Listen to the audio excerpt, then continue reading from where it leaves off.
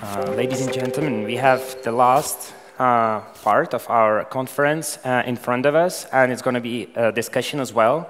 This time, our topic is going to be innovative Czech Republic, innovation, everything that is connected to it, and our today's turbulent times, non-turbulent times, we're going to discuss it. Before I invite our speakers, I would like to say that this panel is sponsored by Google, which runs multiple educational initiatives to support emerging startup ecosystem in the Czech Republic. Opening up the opportunity of digital technology for everyone has been part of Google's work in Europe for many years now. From helping people to access information and acquire new skills to assisting businesses, Google has opened up the internet to the benefit of people. And now, please, let me introduce first guest, Andy David from the Ministry of Foreign Affairs of State Israel.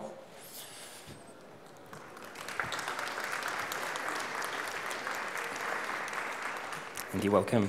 Thank you. Hello. Anywhere. Just sit wherever you like. Okay, it's yours then. Daniel Agonis from KTH Royal Institute of Technology. Hello, Dani. Hi. You all right? All good. Jan Řežáb, company Social Bakers. Good day. Oliver Dlouhý from Kiwi. Hello. Oren Sivanyan, CEO Otvoj Innovation Group. Do we have him here? Yes, hello. Hello, Oren.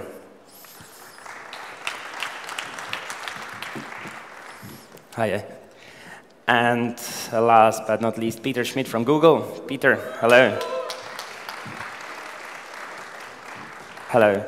Gentlemen, thank you for coming. Okay, you decided to sit here. I'm going to go this way now. I'm going to sit here, guys. No, it's fine. Just. Thank you for coming, all of you.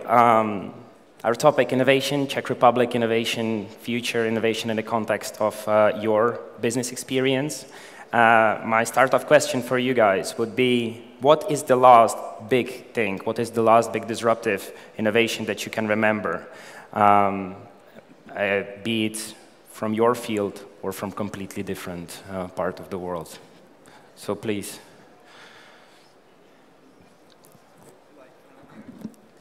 Right, so I'll start.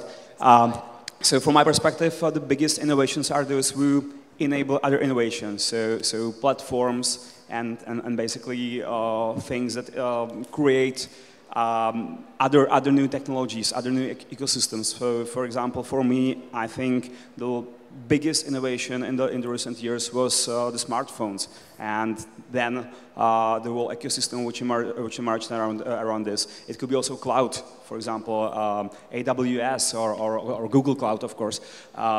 So those kind of things which basically create a new environment on top of that. Thanks. Jan? I think for me, coming from the social media world, I obviously have to say social media. And reiterating, those are platforms. So businesses can build on top of them. Small businesses can build on top of them.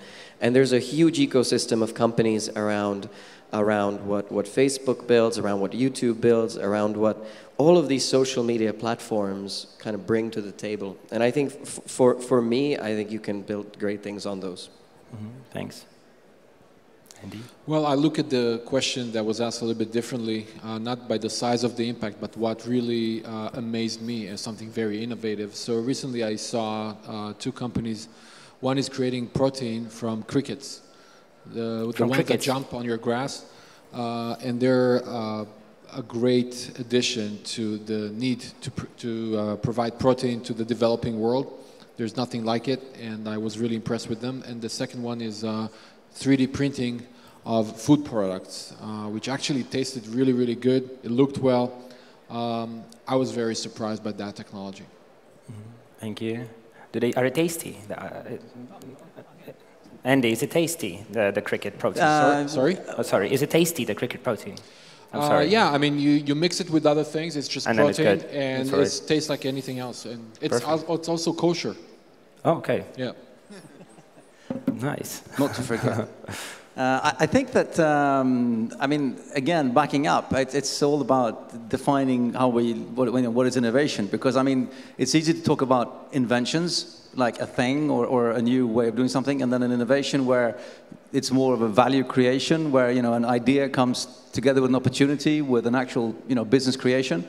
I mean, innovations that we've worked on is like Spotify, where there was digital music, there was downloads, there were smartphones, but, you know, the whole getting it together to something that actually matched the consumer need in a time where an industry was, you know, trying to find its way in the dark of ripped CDs and MP3 downloads. That's, in a sense, a big innovation, which has then had a number of followers in different industries. I'd see, we had before somebody talking about that any industry will be disrupted, and I think that we see the same kind of innovations in all industries. Food tech is huge now. Agrotech, I mean, the amount of money being poured into legal marijuana is also spilling over into agriculture. So in 20 years, we'll have high-tech farms not only doing marijuana, but everything else. I mean, there's innovation all over the board, I say. But I mean, yeah, sure. Inventions, protein, we have a really cool bone glue that we've just developed now, which is you never need to actually have a screw or a nail in your leg anymore. You just glue it, and then you can close and you're off to go. Stuff like that. Nice, thank you. There are tons of inventions, but I think that going back to what you've said regarding structures, I think that what amazed me is after 3 years trying to build venture capital under the roof of the university, so we finally succeeded. So building more innovation structures inside the world of innovation and try to innovate innovation, which sounds like a big, you know, buzzword, but we are all stuck in the same terminology of hubs, accelerators, and those kind of things, and we need to change a little bit the way the thing works there. So over there, I had the experience of creating the venture capital under one of the leading universities in Israel, and this was an amazing experience to innovate innovation a little bit. Thanks. Peter? I mean, there is a lot of really exciting innovation in the world nowadays, but I think what really amazes me is the development in the field of artificial intelligence and machine learning, and to give a few examples from stuff like recognizing what is actually on the photos without you telling the photos what is there, recognizing a dog looking like a mob from an actual mob, or in products like music, basically suggesting you what music you might like on an evening where you are at work, and it will be actually really music that will support you at work and not something that will put you to sleep, to more practical things like fraud prevention in e-commerce, and to really life-changing things like iCarbonX is doing basically analyzing the risk factors of yourself in health and suggesting you what you should do based on your DNA and based on your behavior, and basically suggesting you what to do to prevent health risks. Mm-hmm.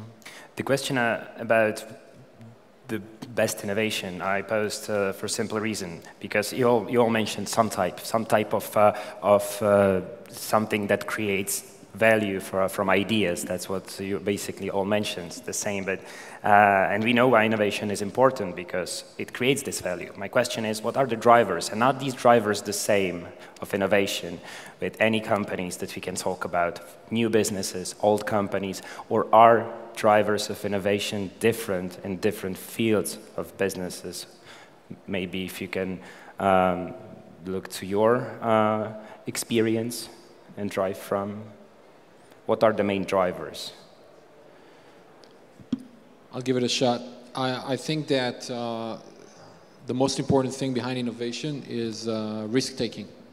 And people who are not willing to take risk will not innovate, or at least they will not take their idea to fruition, and they will not create a company out of their ideas. So for me, risk-taking is part of the most important component, and I think that also when I'm from Israel, and a lot has been said about Israeli success in innovation and technology and the startup nation and all that. And I see a lot of delegations coming from all over the world.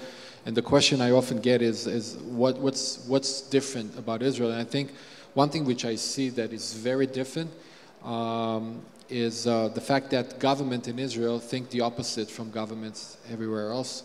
And in what way? What is different is that people all over the world expect the governments to be very responsible, very conservative with taxpayers' money. In Israel, it's the opposite. They think that the government is in a better position to take more risk than the entrepreneurs. So, you know, if entrepreneurs, and I'm surrounded by a few, will take risk and will fail, I mean, that's the end of his company. But if the government will support him, will share his risk with him, and he fails, the government doesn't close down.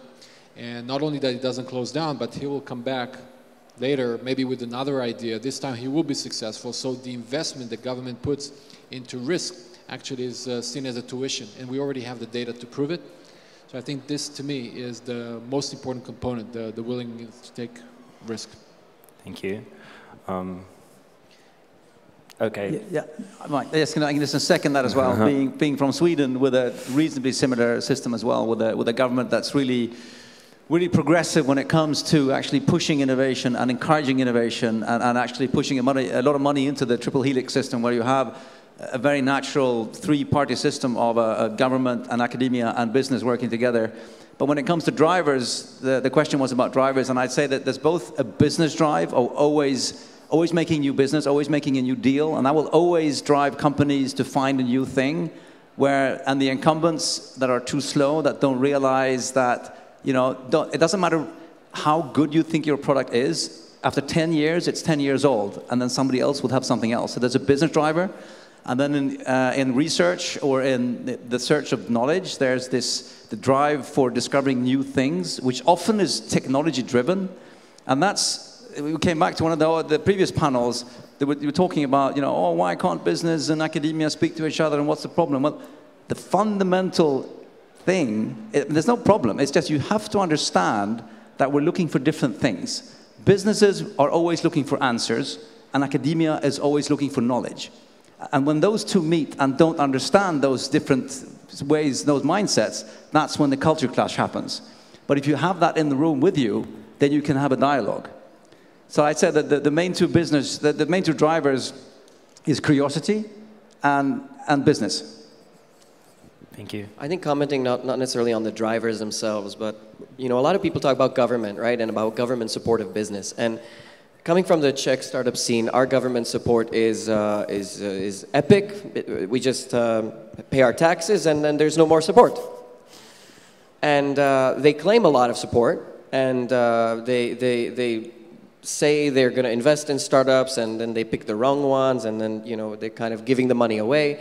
And it's sad looking at all of that. And we don't get any tax breaks, we don't get anything. We just get kind of, you know, pushed to do what we need to do, and then get checks and controls from all the institutions doing it.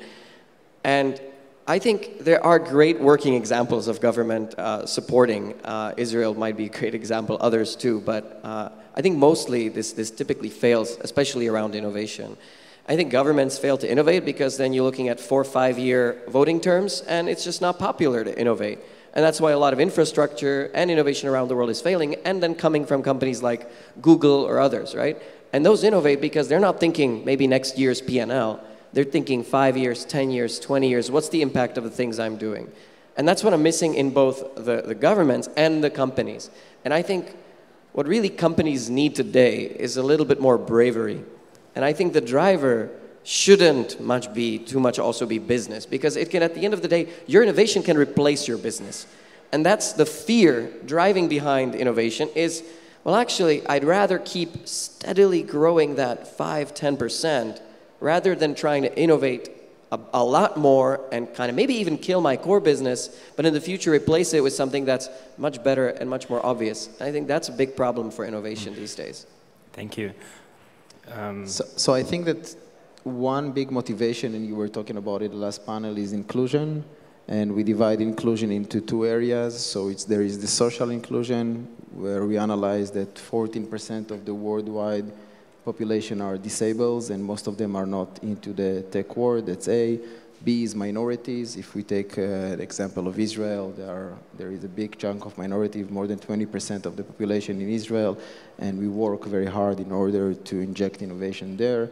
Also periphery and so on. So there is the social inclusion, and then there is the tech inclusion. Tech inclusion really refers less to the companies like Google, Tesla, and so on, but companies that are coming from the food industry, the construction, the sports, the tourism, that those industries are not yet there in terms of implementing innovation. So the meaning of inclusion is important in kind of motivation for more startup communities to come, more innovation to come and to eat those activities. Mm-hmm. Peter? I think one important thing that drives innovation is unmet need of people for things and demand. And sometimes they don't know that there is this need. So companies need to show them that there is this need. But in the end, there needs to be at least latent demand in the market for something. And I think in Czech Republic, for example, we have a lot of capacity and potential to fulfill that need. For example, in the technology area, we have a lot of developers. We have 75,000 developers. We have a lot of potential, but we need to get much better at identifying what that need actually is and matching what we offer to what the people actually want. So doing a good product market fit exercise, understanding what is actually the minimum viable product that has the features that the people really need, that are the core things and nothing else. I think that's one of the key things to spur innovation. Oliver? I would like to react to Jan's response that startups or companies might not really want to innovate because they are afraid of killing their current business by bringing some innovations. I think it's actually the other way around. For me as a CEO, the reason I'm investing loads of money into new technologies, into R&D, into innovation is the competition. It's the fear of competition innovating faster than myself. So I understand that I can kill my current business by creating something more efficient, something just better than what I'm doing now. But if I don't create it, the competition will. So that's exactly what is motivating me. Interesting insight. Donnie wanted to follow up, and then Honza, yes. I think you're pretty unique in that sense, and I think there are highly competitive fields where this might be true. We're looking at if we look at Amazon and Google and these guys really competing like for cloud and for other things, absolutely. But you also have fields that kind of have one or two dominant players that kind of like keeping it separate, like telcos. You know, they kind of don't need to innovate. They'll sell you data. They'll sell you a little bit more data, and they don't need to innovate. So they kind of have their users pushing them. They kind of have a little bit of competition, but it's sort of a cartel at the same time. So when that competition, when the industry sort of gets to a certain point, it's at an inflection point where only a big disruption can innovate it. Only a generational thing can move it forward. Yeah, but then you have these Elon Musks of this current world who are launching thousands of satellites, you know, to the orbit just to fight those the old schoolish telcos. So I think the problem will just fix itself. Donnie, you wanted to add up? Yeah, I mean, the question was, what are the driving forces behind innovation? You're way behind that. But I think that there also is. I mean, there's a. I won't say a new generation, but there's a new sort of sense of I think you mentioned it as well before when it comes to a sense of purpose. It was mentioned in the panel here before as well. I think that more and more people in both large companies, I mean, CSR used to be like a whitewashing thing you did, but now suddenly it's for real. You actually want your company to do good in the world. You have a whole generation of entrepreneurs waking up saying, I want to start a company that actually tries to save the planet, and business is sort of a second-hand thing. It's not about the unicorn dream or selling your company to Google or wherever you want to sell it. It's actually there's a different set of driving forces coming up, and I've had the fortune to travel the world in my job, and I've met people in startups and in companies all over the world, and it's like there's an incredibly global uniting language of entrepreneurship going around now, where people speak the same language, no matter if I go to Kenya or India or Sweden or wherever I go, which is in this polarized, harsh world, it's actually a comfort to see that there are a number of people that are actually trying. When I listen to you speaking, like the words or the value, they're actually values, what you're saying. It's bravery, it's not being afraid or being afraid to innovate, basically, a risk, all kind of values, so to say. But it's very difficult to maintain them because for the past 20, 30 years, innovation technology was pretty straightforward. It was kind of linear. We could rely on technology that for the next couple of years it's going to be there, right? But the older we get and the faster the technology develops, it's very difficult to predict anything. So my question is, especially to you guys, who is driven by fear, who is driven by risk, who is driven by bravery in this matter or has experience with this, how should the companies approach innovation in such a turbulent time? Because it's not an easy decision to make, to change your business when you're basically a manager, you don't own a company, for example, right? Or when you have to, for example, make a decision that will influence thousands of employees. What would you suggest to them? Because as we know, Czech Republic is not, if we look at Eurostat and we look at the investment in innovation, it's not on a high level. Who would like to start? Sure, I can just give a first comment on that. I mean, the world has changed a lot. I mean, we're left. I mean, it's interesting. I mean, we left the Napoleon, way of leading armies a couple of 100 years ago in the armies, but the companies are still led the same way. One person is supposed to dictate exactly how the chess pieces are supposed to move. And that's completely wrong. I mean, the world is moving too fast for that now. So you need to decentralize, trust your people, give them a sense of purpose and a direction, and actually work as an organization. So, I mean, large companies, they really need to decentralize and actually start working with self-led teams with a much higher sense of responsibility all the way out, because it's the people out there that actually see what's going on, not the people in the top. So there's a huge change that has to be gone through all especially large organizations. Mm-hmm. If I can comment on that, so what you described is essentially holacracy, right? So kind of companies innovating from the bottom and from within. I think it's sort of, we're coming to 2018 with a proof that holacracy is not working. Right, we see Zappos who basically switched to like no management model, and they like completely failed that. They were the prominent company, like we're gonna make sure to innovate that. Now that's not to say holacracy doesn't work in small pockets of innovation, and that somewhere it can work. But I don't think it has consistent results. We're more seeing in the world still these leaders like Elon Musk kind of coming in and breaking the innovation. Now, of course, that's not to say he has a massive army of amazing and successful people and middle managers around him. But I think innovation still, with the current market, comes from the top and is pushed all the way to the bottom. I think it's a mix of two. It's a mix of someone that needs to make a decision finally, like you, like Elon Musk and many others, but the solution or compete in the market is with what we call open innovation or disruptive innovation. You cannot compete the crowd today. We are sitting here, 200, 300 people all over the world. Tons of people are sitting talking about innovation and how we implement innovation.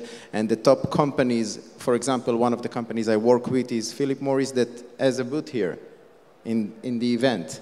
And they sell IQOS, which is the electronic cigarette. So they became what? An IoT company, Philip Morris? 80,000 people, employees. Huge, giant company. What's the future with them? So the idea is to listen to the market, to listen to the crowd, but finally there is a management that needs to lead the company. You cannot put it aside and let 10 people make a decision. There isn't something, as I believe, a co-CEO or 10 people that can make a decision. You need to listen to your own internal people at the company, and this is why more and more companies today, we're talking about corporates, they have their own internal hackathons and they share information. I'm sure that Google does it a lot, but the general solution comes from the crowd today. Well, I'm a great believer in leadership. The famous quote by Henry Ford, if I would listen to what the people need, I will try to invent faster horses. He did not invent faster horses. He invented something totally different and changed the world for all of us for a very long time. I think that leadership is based on a few elements, but we don't have enough time to go into my philosophies on that. But what is important is that I don't think that the crowd really knows what's best in most cases. Otherwise, we will not have crisis in the stock exchange, we will not have crisis in the real estate markets and so on and so forth. Every time we have a different kind of, because the crowd usually they follow trends. And if we talk about innovation as a trend, 10 years ago, I don't remember people talking about innovation. They were talking about high tech, or they were talking about different terms. And I think that at the end of the day, it's leaders, real leaders who had the chance to experience leadership from a young age, usually will make a big difference and will direct the markets or will direct the world to where the world will go. A comment to what was said as well. I mean, there's this misconception that you know, you have to be like, you know, Elon Musk or Steve Jobs and be the guy at the top. But the thing is, don't forget that Steve Jobs employed a lot of really smart people, as has Elon Musk done. It's about having it's about having a vision. It's about having a strong purpose, and that's what they have and what he has. But again, it's about giving people the possibility of actually doing their job and hiring as good people as you can. So you cannot say sort of a, you know, it's only down to the one lone leader. It's not. It's the difference of running a company of 10,000 employees and running a company of 500 employees. That's a big difference. So I mean, it comes down to actually working with people. And yes, as Henry Ford said, indeed, I mean, I encourage everybody, go out to speak to your customers, listen to what they, you know, listen to the market, but never listen to what they say. But instead try to understand what they mean, because they can't articulate what they want to buy or use now or later, but they can express a need or a hurt or a pain or a wish. And that's what, I mean, Apple, the Olympic gold medal in that specific sport, is listening to what do we think people will want to buy, what do we want to create, and then you have internal and external factors, and you have an innovation sweet spot, smack in the middle there, where you introduce something on the market, and you know, nobody was lying on a sofa 15 years ago saying, oh, I wish I had a plate of glass on which I, with a swiping motion, could consume media. Nobody said that. But when they had got the iPod, the iPad, and the smartphone, they said, oh, I've wanted one of these all of my life, you know, because it's just suddenly fit. So that's, I mean, that's the key element of innovation, is matching that. But before that comes so much more work. I mean, you work your ass off for 10 years, and then one day suddenly you're an overnight success, and everybody forgets the 10 years that went before. And yeah, sorry. And I think it's spot on that there is a big difference between a small company and a big company, right?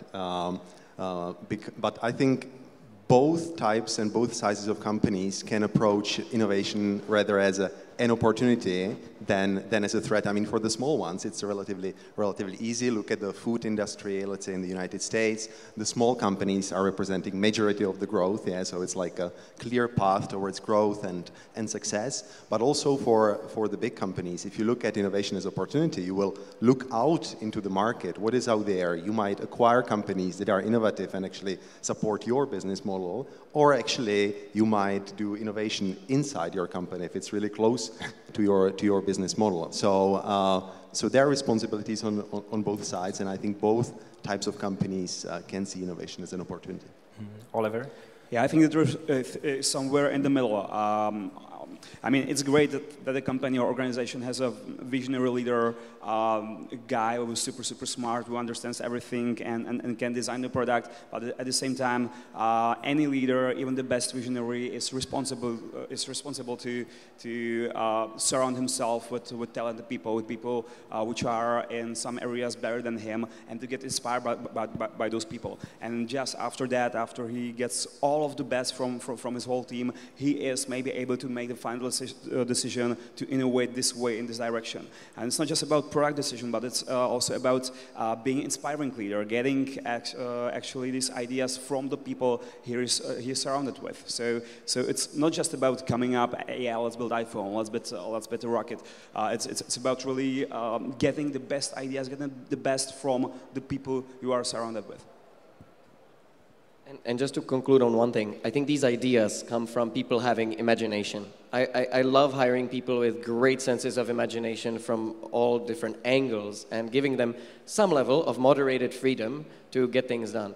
My son came from school the other day, he's just 9 years old, and he said he had a big argument with the teacher. And why? He says, what's more important than facts? She asked him, nothing's more important than facts. And he told her, imagination is more important than facts. And it is. Because at the end of the day, that's what shapes our reality moving forward. And if current school systems kill imagination, they're a factory of killing imagination. And, you know, most of them. And I just hope that we all can have more of it to be more innovative. Yeah, hopefully. Yes, please. I think that by numbers, it's interesting to look at the R&D centers in Israel. There are approximately 350 centers that are being operated by the big brands, and almost, not all of them, but almost, I would say, 200 of the main activities, they are having open innovation platforms. Mm-hmm. We call them, in a very common word, startup communities. Each one of them has his own direction. But most of them, they have open innovation activities outside of the regular company activity. Mm-hmm. Let me follow up with your point and it's about innovation hubs, innovation communities that innovate. In the Czech Republic, not many. Central Eastern European region is not very rich on, so to say, innovation hubs, and not that much money is invested in it. My question is, and there has been a concern from people within the society and business saying that these systems of management didn't work out very well, being part of an innovation hub. My question is, what is your stance on it? Because I know that guys weren't part of innovation hubs when they created their companies, but I know that Israelis are very good at handling this and cooperating. So what do you think about it, guys? I'll just comment quickly. I think a lot of these innovation hubs can tend to be like post-school projects for some people to park themselves and like not go to do proper job. And unfortunately, these people have very little innovation, very little inventiveness, and don't know how to run companies. And at the end of the day, it becomes like an extended school. And you don't want to run an extended school. Maybe you want to run an extended school, but if you want to run like a profitable hub incubator or something like that, you got to do something. And I think there are a lot of new hubs coming. I know of 10 in the building in just Prague, and we've got maybe too little of them. But I think we've got the wrong attitude. We need these hubs to start making money, but oftentimes corporates put into it money, like maybe we put some money on the side for some innovation, yeah, but this doesn't work. Okay. Thank you. First of all, hubs, just to correct the impression, hubs, accelerators, and so on are not an economic unit. They are not an economic unit. The one that thinks that is going to set up an accelerator and make money out of it, it's a total mistake. Why? Because it's not a real business. Tell me how come with getting 4%, 5% from a startup that just started and the valuation is $500,000 in 3-4 years from now, you're not going to make money statistics-wise. It's not going to work. It's proven that it's not going to work. The good hubs that we see, and there are, as I said, there are many in Israel, the good ones that are the ones that don't really take equity. And you see the model, they're not really taking equity, and they are top-down sponsored by the big corporates. Now, there is making money and making salary. If they want to make some salary, okay. Hubs are just one pathway to lead an opportunity for venture capital activity, for the one that wants to grow with it. If you want to set up a hub, which I say hub, accelerator, meaning the same terminology, it's not a profitable business. It can make good salary, nice amount of salary. It's the scale up for venture capital. I maybe have an entrepreneur's look at it, so I disagree with that it shouldn't have money. I think everything that you create should eventually make money. And I've seen a couple, not too many, hub examples where it's a corporate funding and startup hybrid where it makes millions and millions of profit. Take the two models of Y Combinator, for example. Y Combinator, they will invest on a safe model, approximately $120,000, yeah? 150, Y Combinator, Plug and Play, Techstars, and even Apost Labs, that is an Israeli model based in San Francisco. They all work in a model of investing pre-seed money of around $100,000. Then they let you go out, chase for the round A, and then they have the opportunity to invest in much higher rounds. So Y Combinator, they have approximately $8 million fund. They invest in the later stage, not in the medium one. So it's not a profitable one. It can generate funds, it can generate deal flow, it can generate amazing CSR, as we talked about, yeah, company social responsibility. But at the later stage, the venture capital, that's the main goal of setting up those hubs for private investors, private owners, not a top-down decision. That's why the Microsoft, the Oracle, the yada, yada, yada, all the big ones, Launchpad, Google, they are not making money and they're not going to make money. Salaries, I agree. Could make a salary and a pathway for venture capital activity. Donnie, you wanted to wow. jump in. Sorry. Where to start? Opinions, you know? I mean, it's easy to say, hubs are hubs and they don't work. But I mean, again, it's an ecosystem, and you need to build a functioning ecosystem. And in the early stage, there will never be a profit. And in the early stage, there will always be 9 out of 10 failures. And in the early stage, we will have to allow 9 out of 10 failures. There's nothing saying that everybody should be able to, everything should work. I mean, and there has to be like a scaling effort along the way with first soft funding, and then you have, in Swedish, we have an expression called demand and concern. I mean, I care, so I actually place a demand on you. In the beginning, you can play around and you can, I know, yes, we do have the joke in Sweden as well that people that are playing around with startups, it's just a nice way of saying you're unemployed. Where you, like 20 years ago, you were out of a job, today you're in a startup, which is just but then as you move along the ecosystem, I mean, one very good example is Sting, which is an incubator accelerator in Stockholm. It's considered to be one of Europe's best. And you enter the first 6 months, it's free, it's nice and cuddly. And then after 6 months, it starts costing you money to pay for office space. It starts costing you equity to stay. You can stay another 6 months. Another 6 months, it costs you market prices to pay for the office. It costs you even some more equity if you want to stay another 6 months, maximum 18 months. So they gradually increase the pressure and gradually actually teach you what it is to run a company. And the ones that fall through that, they're not there yet. It doesn't mean that they're failures, it just means they're not there yet, as you were talking about before as well. So then back to the drawing board, go back to the beginning, start over, we've done something else maybe. There has to be a functioning ecosystem where we hand off to each other. I mean, I work in the university. My job is to meet researchers and students in education and in research that say, I think I have an idea. And then they come to me or my 13 other co-workers, and then we work with them during their studies and during their research until they're mature enough to move into the next stage, which would be incubation or early stage acceleration. So, I mean, we're the first line of support, which started 10 years ago in Sweden.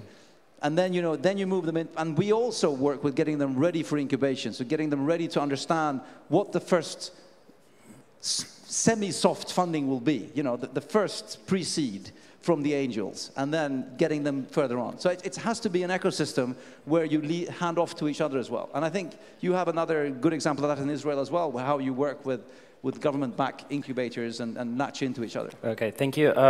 Was there a follow-up from Peter? You wanted to add up to this topic? Yeah, I just wanted to add. So it's hard to answer this question, like, do we have enough incubators and hubs? Actually, when you look at the numbers, it doesn't seem that we have too few. Like per capita, we actually are somewhere a little bit below UK, somewhere a little bit above UK. So in terms of the numbers, I think it's not a problem. I think it's what these places are doing. And I think we need to go a little bit earlier than financing. I think financing is not the key problem, but for us it's still about the skills, not just the technical skills of people, but also the business skills, so the things like I was saying. Making sure that what you offer has a product market fit. That's why we do things like Launchpad, for example, to help with this.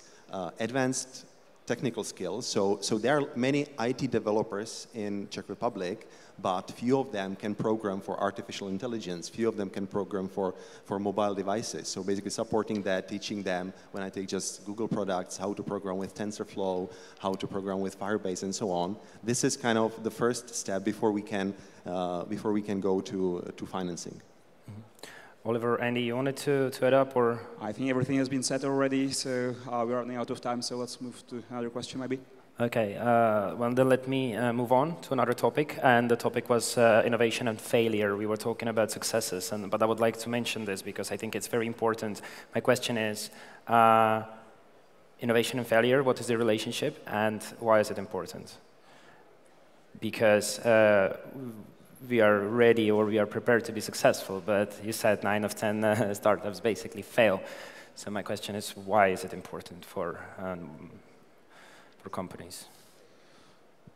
Well, so as I said, I think by innovation, the companies are creating a competitive edge. So they are, when investing into R&D, into new products, into new ideas, into new business models, they are getting ahead of their competition, and that's why it's important for the companies. If we look at it from a broader way, I would say innovation in general is something which is enabling the mankind as a race to have an opportunity to be long-term sustainable species. So talking about trips to Mars, talking about technologies which will make us not starving in the next couple of or maybe hundreds of years and stuff like that. So I think basically innovation is on many fronts enabling us to survive as a mankind. Mm-hmm. Thank you. I think there is a big difference in between analyzing innovation failure to entrepreneurship failure.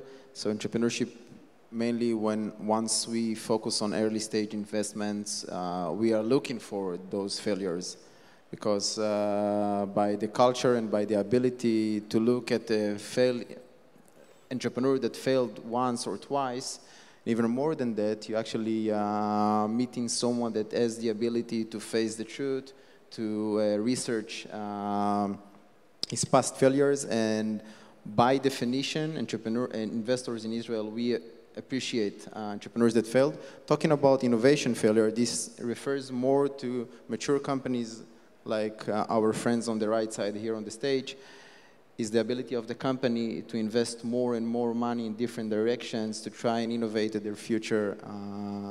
That is something that is, again, related to the open and external innovation in the company. Thank you.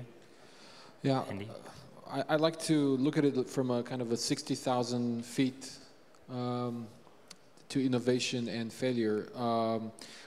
I've been here for 2 days, and I've met with a few delegations that came from the Czech Republic, and what I hear most often is you look at yourself in a very harsh way.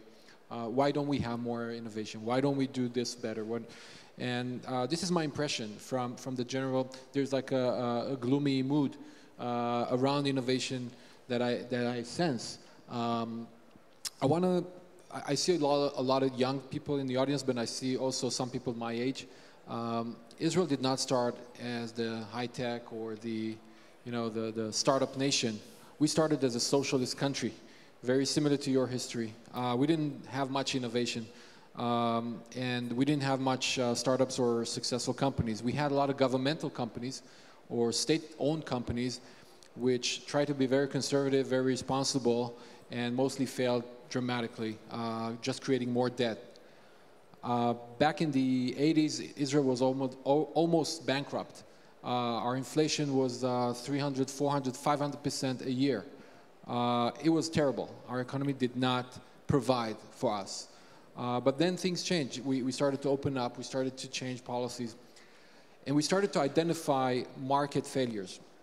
And I think that this is the most important question.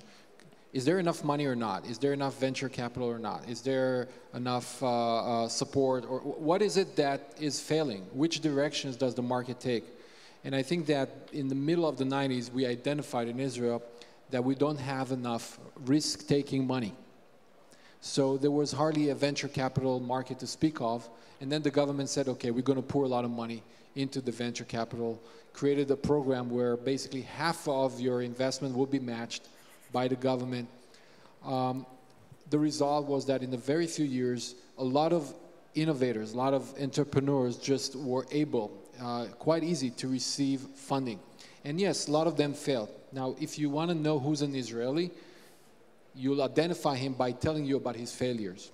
There's always a story about the deal that I didn't do, the real estate opportunity that my uncle told me about, and I didn't go with him. My friend who started the company asked me to invest 10 shekels, and he made $1 billion. I didn't take the risk, and I got 0. We're not afraid of failing, but also we are able to look at the market failures and try to compensate or to overcome them. If it's international relations, you know, you have a Germany just next door. We don't have that. We have neighbors who don't open the door for us. So we have to look very far.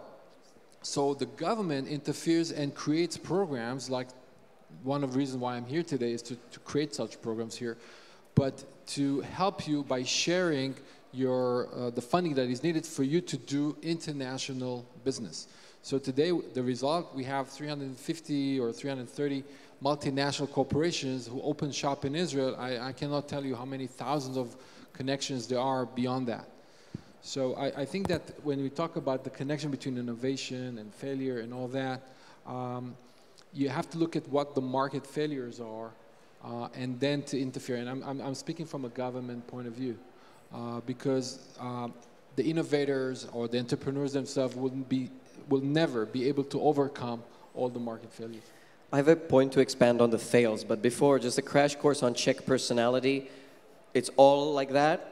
Like that wasn't an exception. That wasn't just current mood. We're always like that. And so if you ask an American, how are you? He says, yeah, fine, how are you?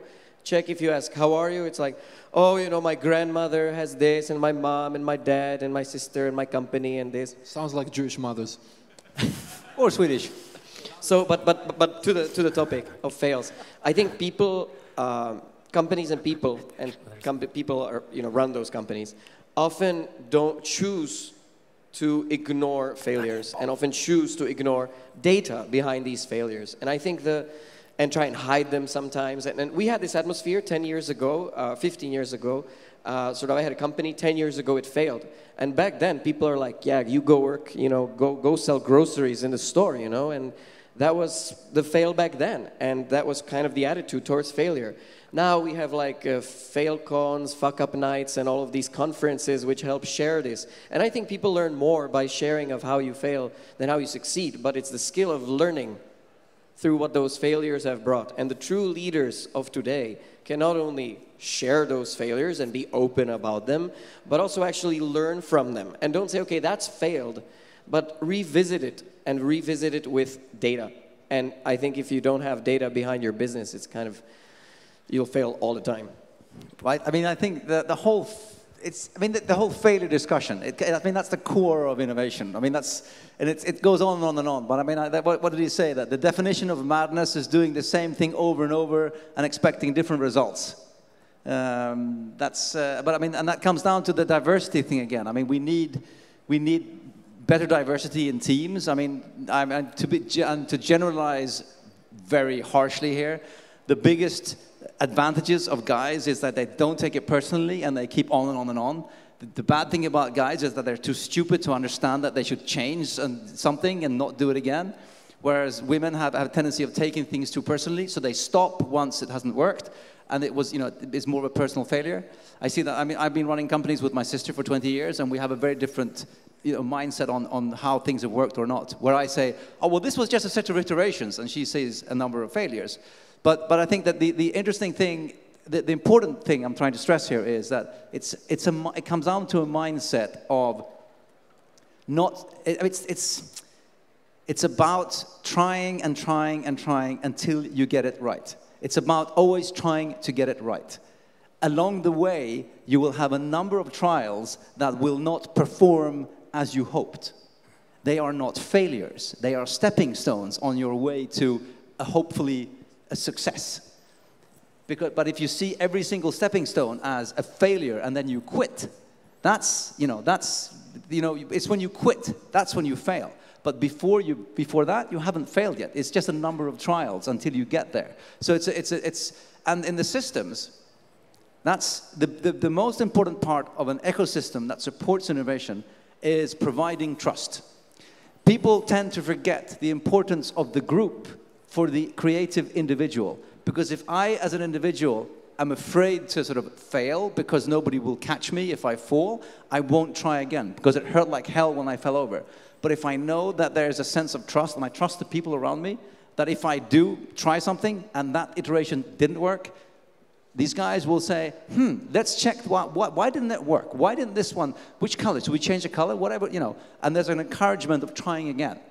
So we tend to forget the importance of the group's part of the individual's creativity. And we say, go be creative. But then we need a system or a group that can support that individual as well. Thank you, Failure Danny. is a milestone. Failure is a milestone. Exactly. Peter wanted to add up, or Oren as well, guys? Yeah, I had a conference something like 4 or 5 years ago in Chile. It was on the southern part of Chile in Tamuco, the one that climbs mountains, Villarrica, a big mountain. So I went to the conference there and I gave the same pitch and I said, guys, you have to fail. The failure is a milestone, you know, failing is part of the success, blah, blah, and those stories. And then one guy stood up, he said, I am 76 years old, I always fail. I said, you should quit, you know, it's about time to quit. But in general, it's important not to fall in love too much with the story. And you know, not all of us are entrepreneurs, but it's important to have this kind of toolbox to learn it.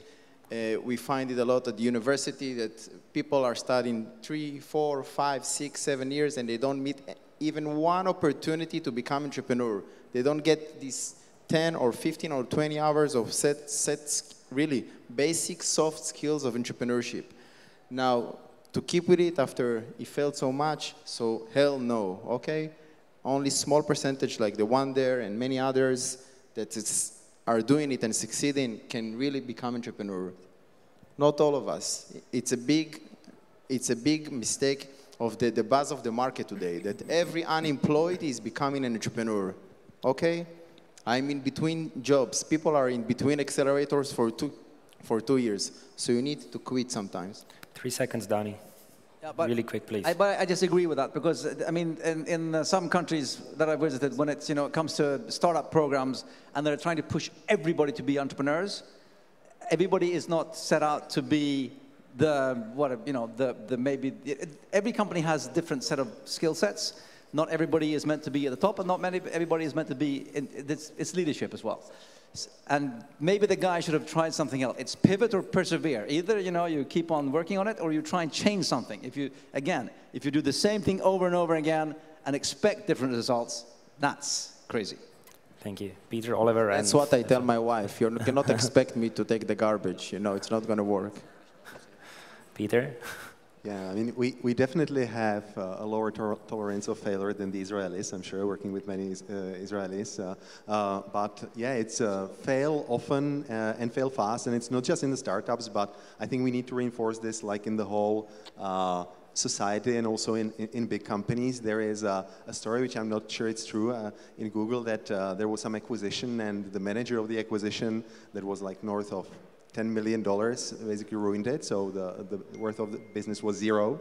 And he came with a resignation letter back to his manager and said, so here's my resignation letter, I want to leave. And the manager said, what do you mean? We just invested $10 million plus into your learning, so you're not leaving anywhere. And just that this rumor is kind of circulating in companies kind of reinforces the tolerance for failure and the need to learn from that rather than to just resign and go away. Thank you. Oliver, do you want to have last comment? Or are you holding the mic like just I'm just holding the good? mic, no worries. Gentlemen, you want to have last comment, Donnie? Yes, please. One very important comment. Yes, of course. It's not a marathon. People say, oh, it's not a sprint, it's a marathon. No, it's not a marathon. It's an ultra-marathon. It's a long-term commitment to a purpose which we can all join together. There has to be a general purpose of where we're going long-term. Not 4 years, like a political term, but 50 years of where we want to be as a society and what we want to create for those coming 50 or 100 years. So it has to be a long perspective and a purpose and a joint will to work towards that. Otherwise, it will never start working as an ecosystem. And maybe one example of innovation I don't know if you guys know the story of like how Henkel invented its aerospace unit and kind of got into it, but they were making like, they had a comment feedback that their caps kept tearing off their plastic in their shampoos. So they kept innovating better and better plastic until they came up with one so powerful and so strong that you could use it as an aerospace shield for atmospheric re-entry. It's called, kind of German over-engineering, typical example, but that's a great example of innovation and how companies typically can succeed without not knowing what they're innovating. And by the way, that's freaking creepy. Yeah, exactly. That's why, guys, thank you for the example. Thank you for coming here. Thank you very much. Thank you for your time. It was a nice discussion.